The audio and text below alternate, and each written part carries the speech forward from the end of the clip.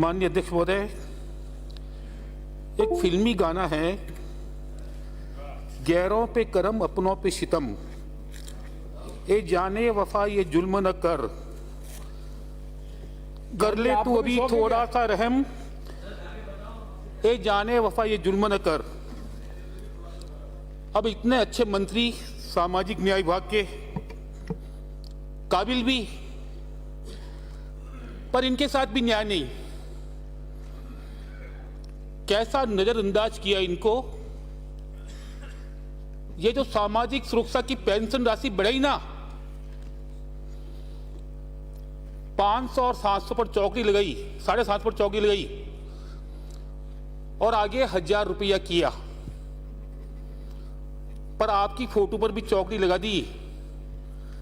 अब तक ये परंपरा रही है, जिस विभाग का मंत्री होता है मुख्यमंत्री जी के साथ उस विभाग के मंत्री की भी फोटो लगती आई है। जब अपनों के साथ न्याय नहीं कर सकते तो कैसा सामाजिक न्याय दे पाएंगे। माननीय मंत्री महोदय, आपका चेहरा भी बहुत अच्छा, बहुत हंसता, बहुत मुस्कुराता। माननीय मुख्यमंत्री जी के साथ आपका फोटो लग जाता ना, 4 चांद नहीं 2 चांद तो जरूर लग जाते, पर आपको भी उन्होंने नजरअंदाज कर दिया। इतना ही नहीं, आप अच्छे मंत्री के साथ साथ अनुसूचित जाति के भी, जिसके बूते आज तक कांग्रेस ने सत्ता प्राप्त की, ऐसे मंत्री की अनदेखी। और मात्र आपकी नहीं, जिस व्यक्ति ने, जिस नेता ने सत्ता लाने में एक अच्छी भूमिका निभाई, आपके अपने उप मुख्यमंत्री रहे, जो पार्टी के अध्यक्ष भी रहे, उनके साथ भी न्याय नहीं। कैसी दुर्गति करके रख दी, ये पूरा राजस्थान देख रहा है। आप एससी के, वो एसबीसी के, कोई बात नहीं, इनके साथ न्याय न कर पाओ कोई दिक्कत नहीं, पर एक आग्रह रहेगा आपसे। मुझे याद है 2019 के लोकसभा चुनाव के पहले देश की सर्वोच्च कुर्सी पाने की लालसा में आपके अपने सर्वोच्च नेता, उन्होंने अहम वादा किया था देश की जनता को, चुनावी वादा, कि अगर हमारी सरकार आई तो हम न्याय योजना लेकर आएंगे। कहा था देश की 20% आबादी, जो लगभग 7 करोड़ होती है, उनको सालाना 72,000 रुपये मिल जाए, यह उनका वादा। और 5 वर्ष में 3,60,000 कहा था इनके खाते में डालेंगे।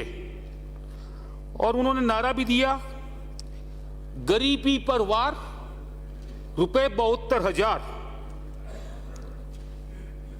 और कहा कि हमारा पहला कदम न्याय की ओर बढ़ता कदम। सत्ता आपको नहीं मिली, 2024 में मिलने वाली नहीं, अब तो उनको सपने भी आने बंद हो गए होंगे और उनकी उम्मीदें भी तार तार हो गई होगी। देश में कुछ 3 राज्य है आपके पास, और उसमें हमारा राज्य सबसे बड़ा। और यहां भी आप कुछ महीनों के मेहमान, जब ये सन बदलेगा ना, तो ये सत्ता भी बदल जाएगी, उससे पहले ही बदल जाएगी। मेरा आग्रह रहेगा कि आपके सर्वोच्च नेता के जो मन की भावना थी न्याय योजना की, थोड़ी हिम्मत दिखाओ, थोड़ा साहस दिखाओ, और राजस्थान की धरती पर उसको लागू करके जो कमिटमेंट किया था साल के 72,000 उसके खाते में डालेंगे, तब कहीं जाकर राजस्थान की जनता को विश्वास आएगा कि हां, ये जो कहते हैं वो करते हैं। सुनो मंत्री महोदय, सुनो। माननीय सभापति महोदय, अब अपने नेता के वादे के ऊपर भी आप न्याय नहीं दिला कर सको, तो फिर औरों से कैसे न्याय होगा, उसकी उम्मीद हम कैसे कर सकते हैं। उनका अपना संकल्प, उनका अपना सपना, और उसकी शुरुआत राजस्थान से हो जाए तो राजस्थान की जनता वाकई में आपकी आभारी रहेगी। और माननीय सभापति महोदय, ये जो आपकी सबसे महती योजना है नवजीवन योजना, जो अवैध दारू के धंधे के व्यापार में लिप्त जातियां और परिवार, उनको इस धंधे से मुक्ति दिलाकर उनको एक सम्मानजनक रोजगार देना। और आपने प्रावधान भी किया था कि आबकारी की आय का जो 1% भाग होगा वो हम इस योजना के लिए खर्च करेंगे। और ये प्रावधान कब किया था? ये शुरुआती दौर में, जब मात्र एक जाति इससे जुड़ी थी आपने, वो सांसी जाति। और इसमें प्रावधान क्या किए थे कि उनके बच्चे जो शिक्षा से वंचित है उनको अच्छे प्राइवेट स्कूलों में बेहतर शिक्षा देंगे। उनके जो युवक युवतियां हैं वो रोजगार से जुड़ जाए, उनके लिए उनको कौशल प्रशिक्षण देंगे और बाद में उनको रोजगार के साथ जोड़ने में भी आप योगदान करेंगे। पर माननीय सभापति महोदय, जब ये योजना शुरू हुई ना, माननीय मंत्री महोदय, डिपार्टमेंट ने काफी काम भी किया और उसके बेहतर परिणाम भी आए। पर जो जो समय बीता ना, तो उसके साथ हम उस योजना के प्रति धीरे धीरे उदासीन होते गए। और शुरुआत में एक जाति थी, उसके बाद में हमने कई जातियों को समय समय पर, जैसा भी हमारे पास सर्वे के आधार पर पात्र माना, तो हमने जोड़ा कि इसको भी जोड़ना चाहिए, हमने जोड़ा। पर हमने प्रावधान नहीं बढ़ाया, जिसमें भाट बंजारा जाति भी है। इस जाति का भी एक स्वर्णिम और गौरवशाली इतिहास रहा है। किसी जमाने में ये जाति ट्रांसपोर्ट का काम करती थी, बैलगाड़ी के जरिए किसी सामान को इधर उधर पहुंचाना, तो उसके व्यापार में ये जाति काफी सक्रिय थी। पर समय के साथ क्या हुआ, ये काम बंद हो गया और इनका काम हो गया मजदूरी करना, हमाली करना। और कई सारे परिवार अपने रोजगार जब नहीं मिला तो अवैध दारू के व्यापार में जुट गए। और इनकी महिलाएं भी बहुत मेहनती, और इनके बच्चे शिक्षा में पिछड़ गए। मैं धन्यवाद दूंगा मुख्यमंत्री जी को, इस जाति को जोड़ा। लेकिन जोड़ने के बाद में जिस प्रकार से इसमें प्रावधान बढ़ाना था, वहां उन्होंने कमी रख दी, बढ़ाया नहीं। उसके बाद में और भी नहीं जाते जुड़ी, लेकिन बजट प्रावधान वो का वो। मेरा आग्रह रहेगा, जब आपने शुरुआत की थी ना सांसी जाति से 1% के साथ, उसके बाद जितनी जातियां जोड़ी है उसकी जो जनसंख्या बनती है उसके अनुपात में इसका बजट प्रावधान किया जाए, तब कहीं जाकर आप इस योजना के साथ न्याय कर पाओगे, वरना आप इस योजना के साथ भी न्याय नहीं कर पाओगे। और माननीय सभापति महोदय, कोई अच्छी योजना होती ना, ढंग से चल कैसे जाए, उसमें भी कहीं ना कहीं टांग अड़ाने के काम। शुरुआत में जो भी बच्चा इस जाति का पढ़ना चाहता था, विभाग में आवेदन करता, और एक जिला कलेक्टर महोदय की अध्यक्षता में कमेटी बनी हुई थी, वो उसकी सूची प्रमाणित करती कि इन बच्चों को इस विद्यालय में एडमिशन दे दिया जाए। पर बाद में आपके अधिकारियों ने उसमें एक शर्त जोड़ दी कि जो बच्चा नवजीवन योजना में शिक्षा प्राप्त करना चाहता है, पहले वो आरटीई के तहत आवेदन करे। वहां यदि उसका आवेदन मंजूर नहीं होगा तो ही वो पात्रता रखेगा कि वो नवजीवन योजना में भर्ती हो। और माननीय मंत्री महोदय, मैंने आपकी फेसबुक देखी है, आपने कहा भी है कि हम इस शर्त को हटाएंगे, और आपने विभागीय अधिकारियों की बैठक में इसको हटाने के लिए कहा भी।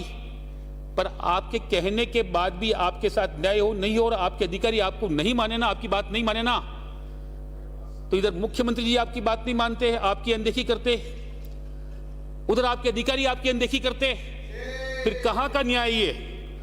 और माननीय सभापति महोदय, नवजीवन योजना में इच्छुक इसलिए ज्यादा होते हैं बच्चे कि उनके बस का किराया भी सरकार देती है, स्कूल ड्रेस है, बैग है, किताब है, कॉपी है, जूते हैं, मोजे है, टिफिन है, बोतल है, ये सारा का सारा सरकार अपने खजाने से देती है। और आरटी में ये प्रावधान नहीं है, इसलिए उस जाति के बच्चे पढ़ने के लिए तभी लालायत होते हैं कि इनको ये चीजें भी शिक्षा के साथ साथ निःशुल्क मिल जाएगी। अगर वाकई में आपके मन में इन जातियों को ऊपर उठाने की भावना है, तो आपके ही निर्देशानुसार जो आपने कह रखा है, ये सारे के सारे प्रावधान जो बीच में डाले ना आरटी वाला, उसको हटाओ और जो बच्चा एडमिशन लेना चाहता है उसको एडमिशन देने का काम आप करें, ये मेरा आपसे आग्रह रहेगा। वैसे हमारे पाली के जिला कलेक्टर भी बहुत अच्छे हैं और गरीब बच्चों के प्रति अच्छी हमदर्दी रखते हैं। उन्होंने मात्र नवजीवन योजना में नहीं, जितने भी सरकारी स्कूल है पाली जिले में, जितने भी सरकारी स्कूल, समाज सेवी संस्थाओं के माध्यम से उनका सहयोग लेकर हजारों बच्चों को ड्रेस, जूते, बैग, कॉपी आदि उपलब्ध कराई। और मान लो आपके पास राशि नहीं है, बजट नहीं है, तो जिला कलेक्टर महोदय को कह दो ना आप, वो ये व्यवस्था कराने में सक्षम है, पर उन गरीब बच्चों को बहुत बड़ी राहत मिल जाएगी, उनको लाभ मिल जाएगा कि वो शिक्षा के साथ साथ सुविधा भी प्राप्त कर लेंगे। और जिन बच्चों को सुविधा मिलेगी ना, उस सुविधा के नाम पर भी वो पढ़ाई के लिए स्कूल में प्रतिदिन जाने का क्रम बना देगा।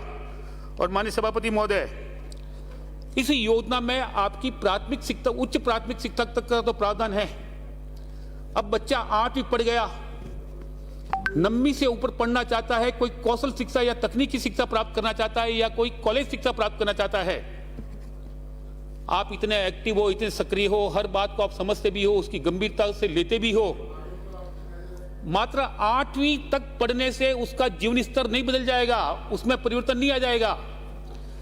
आप 8वीं से ऊपर की शिक्षा उसको जब तक वो पढ़ना चाहे और तकनीकी शिक्षा वो लेना चाहे, नवजीवन योजना में इसका प्रावधान करके उनके लिए आने वाले कल के भविष्य का रास्ता आप खोलो, ये मेरा आपसे आग्रह रहेगा। क्योंकि आप कर सकते हो इसलिए आपसे आग्रह कर रहा हूं मैं, बाकी कई मंत्री कर भी नहीं सकते, पर आप कर सकते हो इसलिए आपसे आग्रह कर रहा हूं मैं। माननीय सभापति महोदय, इसमें प्रशिक्षण का भी पार्ट है, क्योंकि कोई प्रशिक्षण नहीं लेगा तो कौशल नहीं सीखेगा, कौशल नहीं सीखेगा तो नया रोजगार के साथ जुड़ेगा नहीं। पर जितनी इनकी जनसंख्या, जितनी इनकी आबादी, जितनी इनकी बस्तियां, एक बार आप आंकड़ा मंगाएं कि कितने युवक और कितने युवतियां कौशल शिक्षा लेने को इच्छुक है और आप कितना दे पा रहे हो, आपको खुद को नजर आ जाएगा कि कितना बड़ा गैप है, कितना बड़ा अंतर है। उस अंतर को कम करने के लिए भी आपसे आग्रह रहेगा कि जो भी युवक युवता जिस ट्रेड में कौशल प्राप्त करने का इच्छुक है, उस ट्रेड के कौशल उसकी बस्ती में खुल जाए, ताकि वो प्राप्त करके अपने आप को रोजगार के साथ जोड़ सके। अब माननीय मंत्री महोदय, इसमें आपका कुछ खर्चों का अलग अलग आपने बंटवारा कर रखा है कि इतना सर्वे में खर्च होगा, इतना शिक्षा पर, इतना प्रशिक्षण पर और इतना उसकी बस्ती के विकास पर। मैं बस्ती के विकास का मना नहीं करता कि वहां नाली सड़क होनी चाहिए, पर यह काम स्थानीय निकाय का है। इनके जीवन में परिवर्तन तभी आएगा जब इनको शिक्षा और कौशल मिलेगा। नाली या सड़क बन जाने से इनके जीवन में परिवर्तन नहीं आएगा। इसलिए आप कम से कम शिक्षा और कौशल पर ज्यादा राशि खर्च करो, यह आपसे मेरा आग्रह रहेगा। माननीय सभापति महोदय, कौशल मिलने के बाद भी इनको रोजगार के साथ किस प्रकार जोड़ा जा सके, उसके लिए भी कहीं ना कहीं आर्थिक मदद उनको अपनी ओर से मिल जाए, सरकार की ओर से मिल जाए, वो भी हमारा काम है। ये आपको प्रयास करना होगा। और माननीय मुख्यमंत्री जी ने पिछले बजट में अलग से नवजीवन योजना के लिए 100 करोड़ की राशि देने की घोषणा की थी, अलग से की थी। ये थोड़ा पता लगा देना कितनी राशि खर्च की है। अगर मुख्यमंत्री की घोषणा के अनुरूप राशि खर्च हो जाती ना, तो कई परिवारों को नया जीवन मिल जाता और नवजीवन मिल जाता। और ये खर्च क्यों नहीं हुई, इसके लिए कौन जिम्मेवार रहे, थोड़ा उनको भी फंफड़ो आप।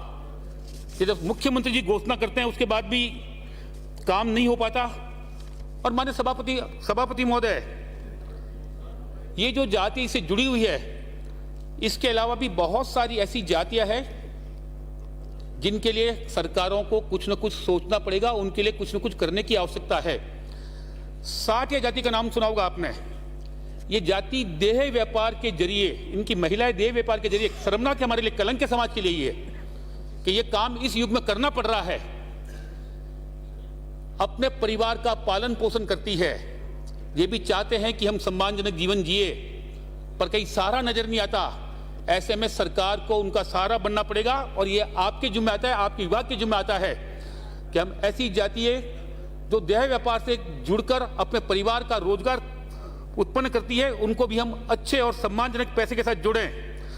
ये बावरी जाति है, चौकीदार, ये भी काफी गरीब, अंग्रेजी बबूल काटकर या कोयला बनाकर ये मजदूरी करती है।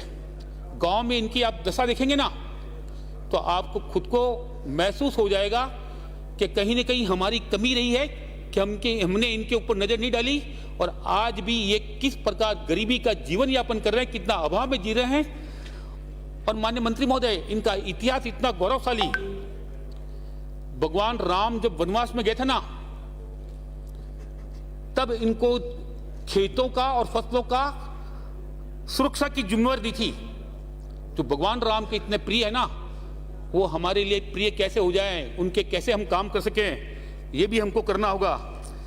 ये भील जाति है, शहरी भील। अब शहरी क्षेत्र में माननीय सभापति महोदय, जो भी भील जाति के परिवार रहते ना, अगर आप उनकी दशा देखेंगे ना, उनकी महिलाएं कचरा बीनकर अपना रोजगार प्राप्त करती है, उनके पुरुष मजदूरी करके, हमारी करके। जिस जाति का इतिहास इतना गौरवशाली रहा, इतना गौरवशाली रहा, शायद किसी और जाति को यह सौभाग्य नहीं मिला होगा। भगवान राम ने सबरी के बैर खाए थे, वो भील थी। एकलव्य, जिसने गुरु द्रोणाचार्य के लिए अपना अंगूठा काट कर दे दिया, जिस गुरु ने उसको शिक्षा देने से मना कर दिया, इतनी समर्पित जाति ये। और ये जो हमारे मेवाड़ का गौरवशाली इतिहास है ना, वो इसी भील जाति के बूते हैं। महाराणा प्रताप की सेना में यदि किसी ने मुगलों से लोहा लिया तो राजपूतों के बाद भील सबसे ज्यादा थे जिन्होंने इस क्षेत्र को बचाए रखा। तो जिस जाति का इतना गौरवशाली इतिहास रहा, वो आज शहर में कचरा बीने और उससे रोजगार उत्पन्न कर रहे हैं, तो यह हम सब सरकारों के लिए शर्मनाक बात है। मेरा आग्रह रहेगा आपसे कि किसी न किसी योजना के माध्यम से, नवजीवन योजना अवैध दारू के धंधे के लिए है, अगर उसमें नहीं आते ये, तो सरकार चाहे जो योजना बना सकती है और हमको बनानी चाहिए। मैं बार बार आपसे आग्रह कर रहा हूं, क्योंकि आप कुछ करने की मनसा रखते हैं और आप करना चाहते भी हैं। आपको मौका मिल रहा है, 6 महीने का मौका है, एक अच्छा काम आपके माध्यम से और हो जाए, तो ये आप काम करें। और माननीय सभापति महोदय, ये नट है, जोगी है, सपेरे हैं, कालबेलिए हैं, कैसे हालात इनके पता है ना सबको। आजादी के 75 साल बाद भी इनकी दशा क्या, कहीं हमारी जिम्मेवारी नहीं बनती कि इनके लिए कुछ करें। इनकी आबादी कम है, जनसंख्या कम है, वोट नहीं, इनकी आवाज नहीं, और आवाज नहीं तो कोई इनकी सुनने वाला नहीं। अगर इनकी आवाज नहीं है, हमको अपने कदम आगे बढ़ाकर इनको गले लगाकर इनकी सुध लेनी चाहिए, और उनके कल्याण के लिए जो भी हम योजना बना सके उस योजना को बनाकर इनका भी जीवन स्तर ऊपर उठाना चाहिए।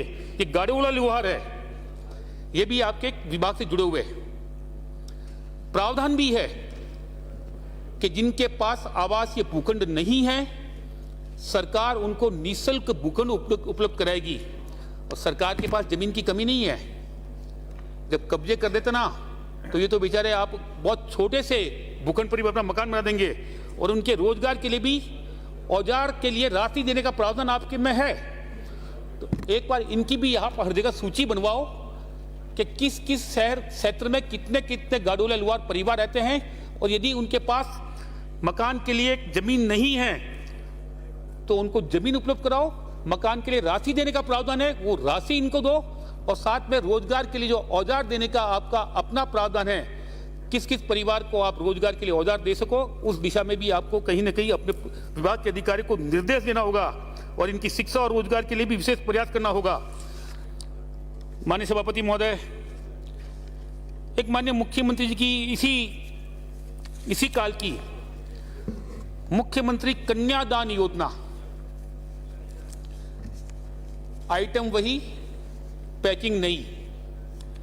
पहले भी योजना थी, ये अलग नाम से थी, आपने सिर्फ नाम बदला कि विधवा और बीपीएल परिवार की पुत्री की शादी के लिए सरकार की ओर से मदद देंगे।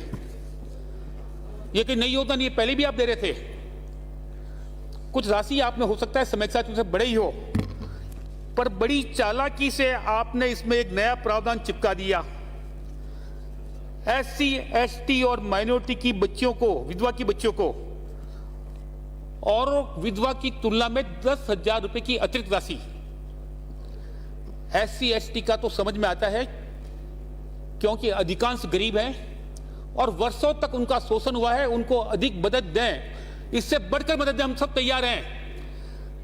पर माइनॉरिटी को अतिरिक्त मदद, ये थोड़ा दिमाग में कम बैठता है। कहीं ना कहीं तुष्टीकरण का भाव आप में है इसमें, कि आप तुष्टीकरण के चलते आप इनको अन्य विधवाओं की तुलना में अधिक राशि दे रहे हो। और कहां इनकी मजबूरी भाई, ये तो डंके की चोट कहते हैं कि हमने हिंदुस्तान पर 600 साल तक राज किया। जिस जाति ने 600 साल तक हिंदुस्तान पर राज किया, तो राज के साथ साथ देश को लूटा भी होगा और उनको और अपना खजाना लुटा रहे हो। ऐसा दोहरा काम मत करो मेहरबानी करके। सबको एक भाव से, ये तुष्टीकरण ना, ये समाज के बीच में दूरियां बढ़ाता है। SC ST को आप ज्यादा दो, हम सब स्वीकार करेंगे, लेकिन तुष्टीकरण के चलते हुए वोटों की लालसा में ये काम करते हो ना, ये समाज के लिए ठीक नहीं है, ये संदेश भी अच्छा नहीं जाता। इसलिए अतिरिक्त प्रावधान के ना, उसको आप सब में समान कर दो मेहरबानी करके। और माननीय सभापति महोदय, पूजनीय बाबा साहब अंबेडकर ने जो संविधान बनाया था, थोड़ा नजर डालना उस पर। SC ST का तो उन्होंने कई बार जिक्र किया है कि इनके कल्याण के लिए अलग से प्रावधान होना चाहिए, पर बाकी के लिए नहीं किया। पर बाबा साहब की बात भी आप सुनते नहीं हो, और संविधान का भी आपने तुष्टीकरण कर दिया। बाबा साहब के बनाए हुए संविधान में राम दरबार का एक चित्र का पेपर है, देख लेना पुराना संविधान उठा के अच्छे से।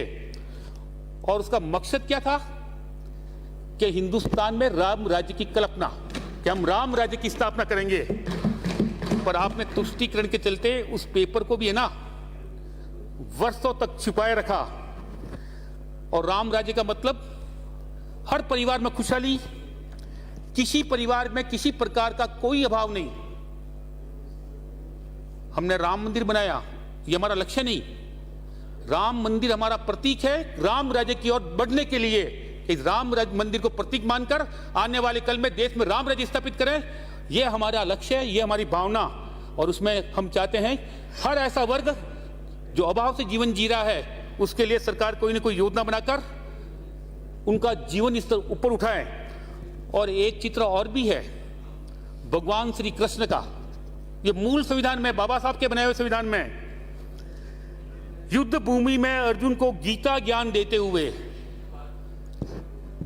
ये गीता का ज्ञान है ना, ये मनुष्य के जीवन में सार्थकता लाता है, पर हमने उसको भी ना छिपाने का प्रयास किया। और माननीय पूजनीय बाबा साहब के संविधान की बुक बता रही है, उसको भी बताने से हम कतरा रहे हैं। ओपन हो जाओ, कोई चिंता नहीं, कोई तुष्टीकरण नहीं। देश का हर वर्ग, ये देश सबका है, हम किसी का विरोध नहीं करते, लेकिन हम ये भी नहीं चाहते कि कोई भेदभाव हो। एक नजर से बस वही तबका, उसको अतिरिक्त लाभ जिसका वर्षों तक समाज में शोषण हुआ, उसको अतिरिक्त देंगे। हमारी ओर से कटौती करके भी देना चाहो तो वो भी हम सहर्ष देने को स्वीकार है, उसको आगे बढ़ाओ। पर जिन लोगों ने ये कहकर कि हमने देश में 600 साल तक शासन किया है, उनको सिर्फ वोटों के लिए अतिरिक्त दे दो, ये थोड़ा ठीक नहीं लगता। और माननीय मंत्री महोदय, ये देश है ना, ये भगवान राम और कृष्ण का देश है। और राम कृष्ण के देश में जिनको राम से प्यार था, राम को जिनसे प्यार था, और एक नहीं ऐसे अनेक उदाहरण हैं, चाहे केवट का होगा, चाहे सबरी का होगा, और चाहे भगवान कृष्ण का होगा, तो चाहे सुदामा का होगा या किसी और का होगा। देख लेना आप कि वो भी गरीब को ज्यादा चाहते थे। तो ऐसे लोगों के लिए आप काम करो ताकि समाज में सद्भाव और प्रेम की बात हो। और माननीय सभापति महोदय, माननीय मंत्री महोदय, भारत सरकार की जितनी भी आप जन कल्याणकारी योजना देखेंगे ना आप, कहीं किसी प्रकार का उसमें भेदभाव नहीं। जो उस दायरे में आता है, चाहे वो किसी जाति, वर्ग, धर्म और संप्रदाय का हो, सबको एक समान लाभ दिया, एक समान।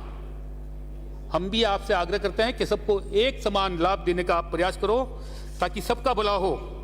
माननीय सभापति महोदय, माननीय मंत्री महोदय की जानकारी में लाना चाहूंगा, आपके विभाग की एक पहले योजना चलती थी, पन्नाधाय जीवन अमृत योजना।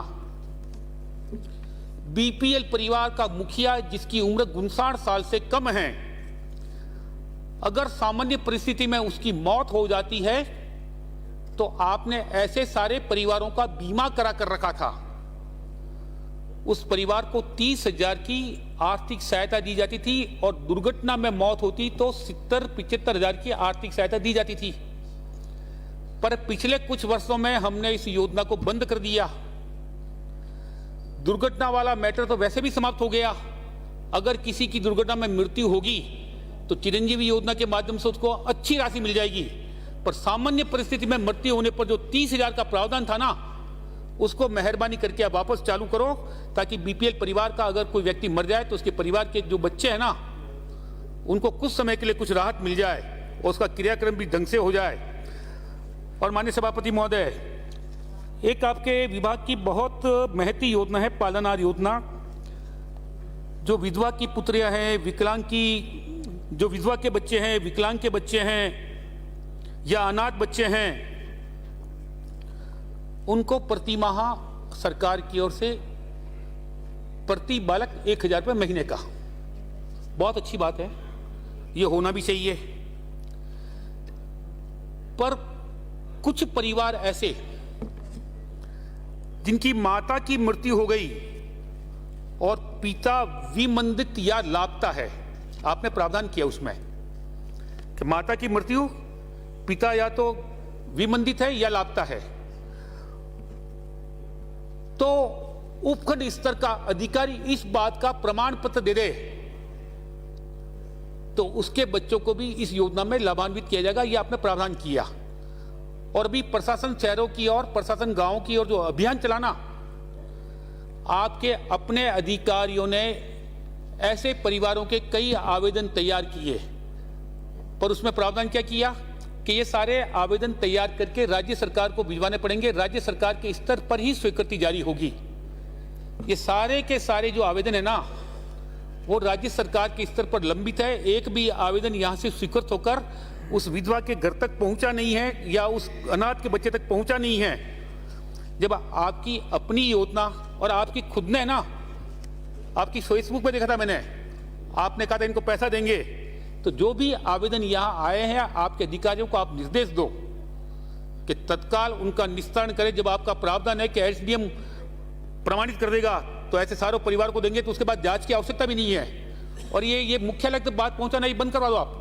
आपका एसडीएम सक्षम है, आप वहीं के स्तर पर इसका निर्णय हो जाए, ऐसा प्रावधान कर दो ताकि उनको समय पर पैसा मिल जाए। कृपया 2 मिनट में प्लीज, 2 मिनट। माननीय सभापति महोदय, एक आग्रह रहेगा आपसे, ये जो पालनहार योजना है ना, इसमें 6 महीनों तक पैसा नहीं मिलता। जिस प्रकार सामाजिक सुरक्षा योजना में आप प्रति माह उसके बैंक खाते में राशि ट्रांसफर करते हो, बीच में आपके अधिकारियों ने इस बात का प्रयास भी किया, नया ऐप बनाने का प्रयास क्यों असफल हो गया मुझे नहीं पता, पर इनके बच्चों को भी प्रति माह ये राशि मिल जाए, वरना 6 महीने, 7 महीने, 8 महीने, कई बार 10-10 महीने, तो ये हर महीने मिल जाए। कोई बड़ा काम नहीं आज की तारीख में। आपका बजट प्रावधान, आपके पास पैसा जो 6 महीने में, 7 महीने में दे रहे हो, उसको पहले महीने में देना है। ये काम आसानी से हो जाएगा। ये काम आप कर दो, ये आपसे आग्रह रहेगा। और मुख्यमंत्री कन्यादान योजना में भी आपका यही, शादी होने के 6-6 महीने बाद, 7-7 महीने बाद, कई प्रकरणों में तो 1 साल हो गया, पैसा नहीं मिल रहा है, तो इसमें भी आप कोई समय सीमा निश्चित कर लो कि आवेदन आने के इतने दिन बाद, जब आप सारे के सारे पेपर एक साथ लेते हो, उसका विवाह पंजीयन प्रमाण पत्र भी आप उसमें संलग्न करवा देते हो, और यदि दस्तावेजों में कमी नहीं है तो तत्काल इसकी राशि उस विधवा या बीपीएल परिवार की मुखिया को मिल जाए, ताकि बच्ची की शादी में जो उसने खर्चा किया ना, उसके ऊपर जो कर्जा लिया वो कर्जा उतर जाए। और माननीय सभापति, माननीय मंत्री महोदय, अंतिम बात, ज्यादा नहीं कहूंगा मुझे, माननीय मंत्री महोदय, प्रदेश में कई जगह आपके वृद्धाश्रम में अच्छे चल रहे हैं। मेरा आग्रह रहेगा, जिन वृद्धाश्रम के पास अपनी खुद की बेहतर बिल्डिंग हो, भवन हो, अच्छी टीम हो, और वो वृद्धाश्रम यदि शिशु पालना गृह भी अपने यहां प्रारंभ कराना चाहते हैं, तो उनके जो लंबित प्रकरण है ना, यहां पड़े आपके यहां, उनकी आप स्वीकृति दे दो। होगा क्या, जो वृद्ध वहां रहते हैं, अगर वहां उनको बच्चे मिल जाएंगे ना, तो उनका समय भी आसानी से कट जाएगा, उनका जीवन भी सुखद हो जाएगा। और जिन बच्चों को बड़ों की आवश्यकता है, वो वृद्ध वहां उनके अभिभावक बनकर उन बच्चों को प्यार भी देंगे, उनकी देखभाल भी करेंगे। तो शिशु पालना गृह या लवकुश आश्रम के जितने भी प्रकरण हैं, एक बार उनका आप अच्छे से सर्वे करा दें, और कौन कौन सा वृद्धाश्रम वाकई में एक अच्छे तरीके से शिशु पालना गृह चला सकती है, उनकी स्वीकृति आप जारी कर दें। तो ये जो अनाथ बच्चे हैं छोटे, उनको उनके अभिभावक मिल जाएंगे। और माननीय सभापति महोदय, मंत्री महोदय, आपसे यही आग्रह करूंगा, मैंने जैसा पहले कहा, भाई आप काबिल मंत्री है, आपके मन में काम करने की इच्छा भी है, काम करने के लिए समय आपके पास बहुत कम बचा है, बाद में आपको जीवन में मौका मिलने वाला नहीं है। इस नाते जो मैंने आपको सुझाव दिए हैं थोड़ा लागू कर दो, ताकि आप राजस्थान में हमेशा हमेशा के लिए अमर हो जाओ। जय हिंद, जय भारत। Thank you. श्री हरीश जी चौधरी। सभापति महोदय, सामाजिक न्याय